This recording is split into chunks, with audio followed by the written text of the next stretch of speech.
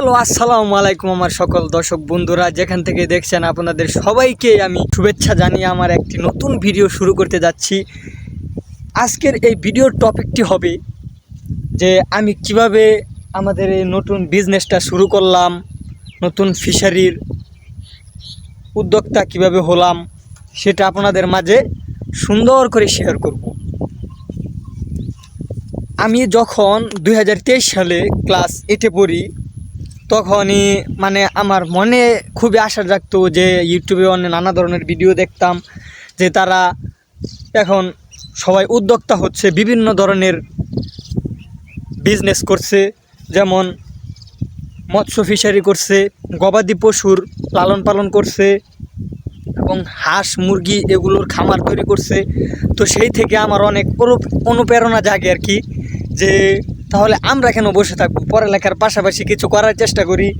তারপর আমার বাবা, সে অনেক কষ্ট করে এখন আগে বিজনেস করতো, একটা ব্যবসা করতো, সেটা হলো ওই যে গবাদি পশু লালন পালন করতো। সেখান থেকে যে দুধটা আসতো, সেই দুধটা বিভিন্ন জায়গাত বিভিন্ন বাসাত যেয়ে সে সেল করে আসতো।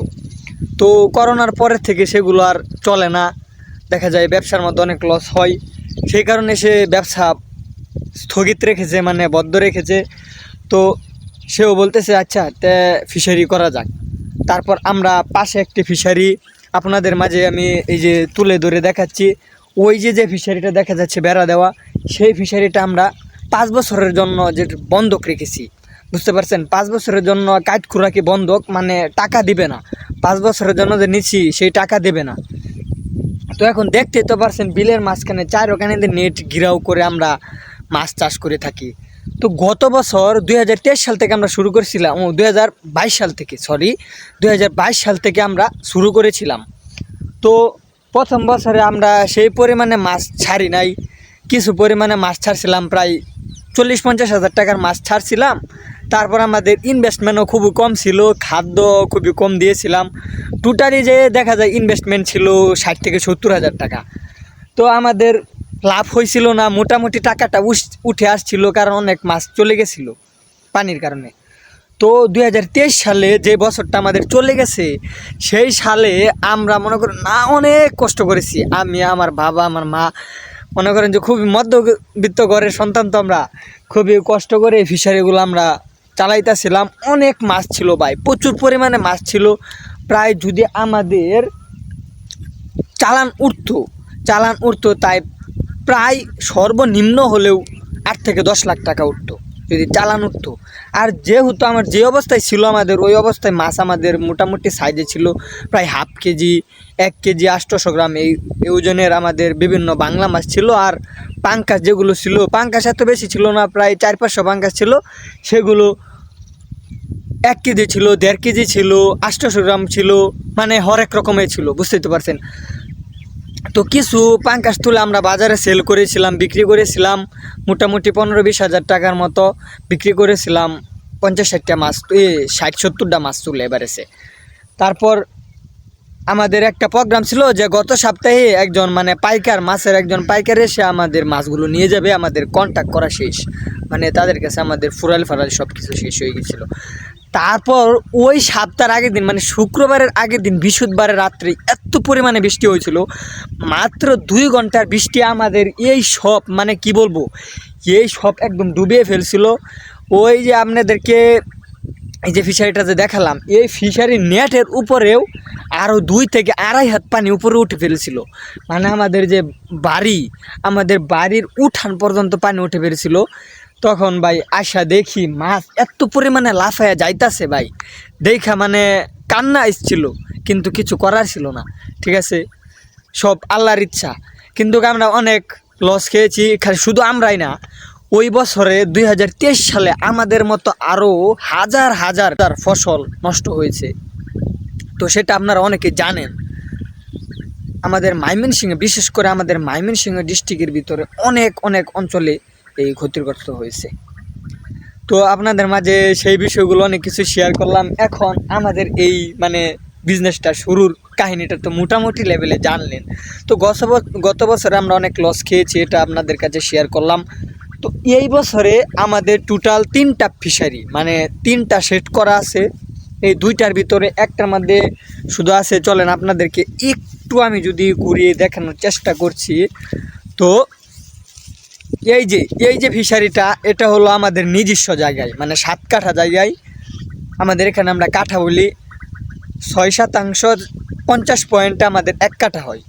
তাহলে আমাদের এখানে 7 কাঠা আছে।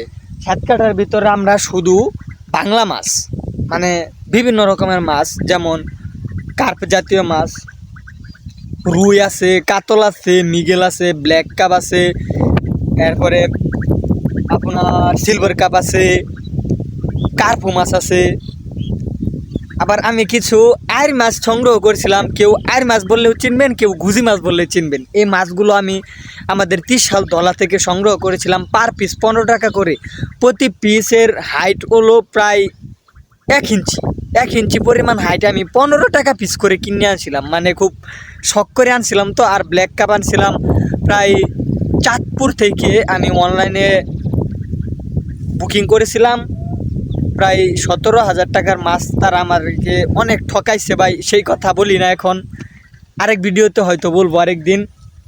তো সেখানে আমাদেরকে 200 ব্ল্যাক কাপ দেওয়ার কথা ছিল, তারা 200 দেয় নাই, কম দিছে। তো যাই হোক, দিছে ওইগুলো মোটামুটি লেভেলের। এখন কেজিও আছে, কেজির উপরে আছে, কতগুলো হাফ কেজি আছে, কতগুলো ছোটো আছে। বুঝেনি তো, মাছ সব তো আর একরকম বাড়ে না, সেটা তো আপনারা সবাই জানেন যারা এই বিষয়ে অনেক অভিজ্ঞ আছেন। তো পরবর্তীতে এই সেটটাতে গতবারে আমাদের মাছগুলো সব চলে গেছিলো ভাই। সেই মাছগুলো যাওয়ার পরে থেকে আমাদের পরিস্থিতি এমন খারাপ পর্যায়ে ছিল, মানে যেটা বলার মতো না। তো তারপরে আল্লাহ আমাদেরকে এখন ভালো পজিশনে রাখছে।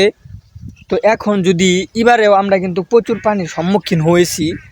এই যে কিছুদিন আগেও আমাদের এখান থেকে, মানে কি বলবো, মানুষের তো বুঝেনি শত্রুর অভাব নাই। এই নেট দেওয়া আছে, এই নেটগুলো কারা যেন উঠিয়ে ফেলছিল। কখন উঠিয়ে ফেলছিল সেটা আমরা জানি না, কারণ সবসময় তো আমরা এখানে থাকি না। তো তারা আমাদের এই নেটগুলো উঠিয়ে ফেলছিল। তো তারপর আইসা দেখি আমাদের এক সম্পর্কে জ্যাঠা লাগে, তার গাড়ার ভিতরে, মানে সাথেই তার গাড়রা একটা পুকুর, মানে বেকু দিয়ে মাটি বেচে ফেলাইছিল খলার মধ্যে। তো সেইখানে দেখি কি পরিমাণে মাছ ভাই, কি বলবো, মানে আমাদের এখানের সব সরপুটি, ঘাস কাপ, এরপরে মানে তেলাপি মাছ তো জানেনি কত পরিমাণে, পুংটা মাছ, এগুলো একটু ফাঁক পালে চলে যায়। আর তারা অনেকটা ফাঁক পাইছে, তো জাল উঁচা করে দিছিল, তুলে দিছিল। তো তেলাপি গিয়েছিল, ঘাস কাপ গিয়েছিল, ব্ল্যাক কাপ গিয়েছিল, এরপরে কার্পু, বিশেষ করে কার্পু মাছ অনেক গিয়েছিল, রৌ গিয়েছিল, অনেক মাছ চলে গেছিলো। তো তখন পরের দিন সকালে আইসা দেখি ভাই, রাত্রে তো বৃষ্টি হয়েছিল, বুঝেনি তো, বৃষ্টি হলে মাছের ভাই পুরা ঈদ।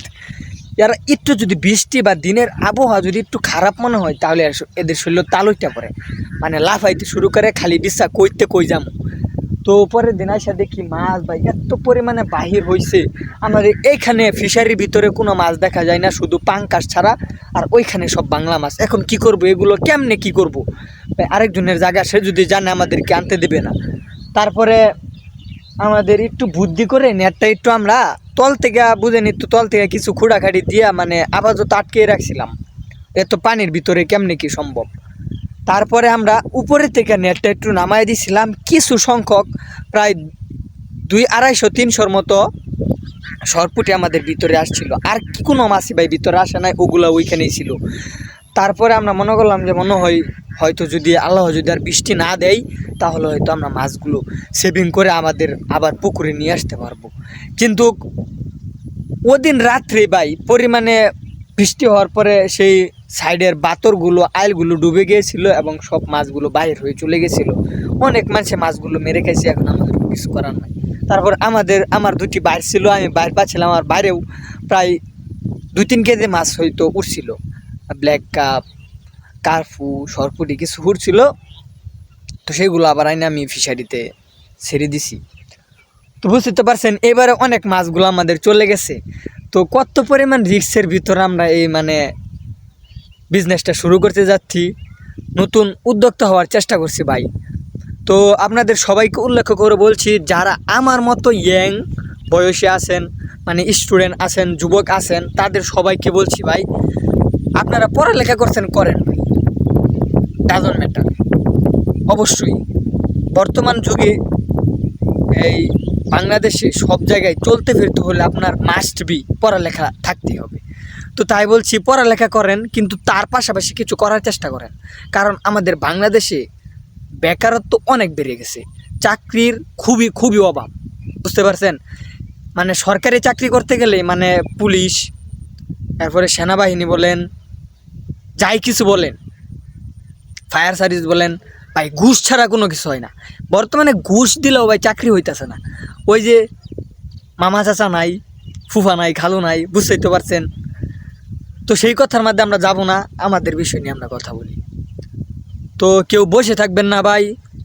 যদি আপনাদের আশেপাশে আপনাদের কোনো জায়গা থাকে বা নেওয়ার মতো আপনাদের ক্যাপাবিলিটি থাকে, তাহলে আমি বলবো ভাই আপনারা বসে থাকবেন না, খুবই অল্প থেকে ইনভেস্ট করা শুরু করেন। যেহেতু আপনি একজন স্টুডেন্ট বা বেকারত্ব আছেন, খুবই অল্প থেকে আপনারা শুরু করেন, অবশ্যই অবশ্যই একদিন সাকসেস হবেন। তো এখন আমাদের এখানে টোটালি এটাতে পর্যাপ্ত পরিমাণে মাছ আছে।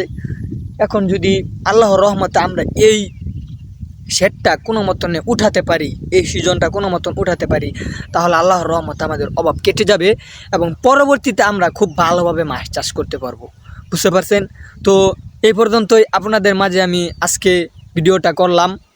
তো যদি আমার এই ভিডিওটি আপনাদের কাছে একটু পরিমাণে হলেও যদি উপকার হয় ভাই, তাহলে আমি আপনাদেরকে মানে জোর করব না। যদি উপকারে আসে বা আমার কথাগুলো যদি আপনাদের ভালো লেগে থাকে, তাহলে আমাদের পাশে থাকবেন, আমার পাশে থাকবেন। যেহেতু আমার বাবা আছে আমার সাথে কষ্ট করে, তাকে নিয়েও একদিন ভিডিও করব আপনাদের কাছে দেখানোর জন্য। তো আমার পাশে থাকবেন, আমাকে সাপোর্ট করবেন, আপনাদের কাছে আমার এইটাই চাওয়া। আর যারা শুরু করতে চাচ্ছেন তারা নির্দ্বিধায় শুরু করেন, অল্প থেকেই শুরু করেন। 10,000, 5,000, 50,000, 20,000 টাকা থেকে শুরু করেন, নো ডাজন্ট ম্যাটার। কারণ আপনি বসে থাকলে 1 টাকা কেউ আপনাকে দেবে না, বুঝতে পারছেন? আপনাকে বিভিন্ন পরামর্শ দেওয়ার লোক আছে, কিন্তু আপনি যদি আজকে বলেন ভাই আমার তো এই সমস্যা, আমার ভাই 200-500 টাকা লাগবে, আপনাকে কেউ দিবে না ভাই। কারণ এই পরিস্থিতি আমি বহন করে আসছি, তাই আমি জানি কত পরিমাণে মানুষ যে খারাপ ব্যবহার করে। যদি আপনার পকেটে টাকা না থাকে, যদি আপনার কোনো মান উন্নয়ন যদি না থাকে, তাই বলি বসে থাকবেন না। পড়ালেখার পাশাপাশি বিভিন্ন কাজের পাশাপাশি আপনারা উদ্যোক্তা হন, যাতে আপনার নিজের জীবনটাকে সঠিকভাবে গড়ে তুলতে পারেন। তো আসসালামু আলাইকুম, সবাই ভালো থাকবেন, সুস্থ থাকবেন।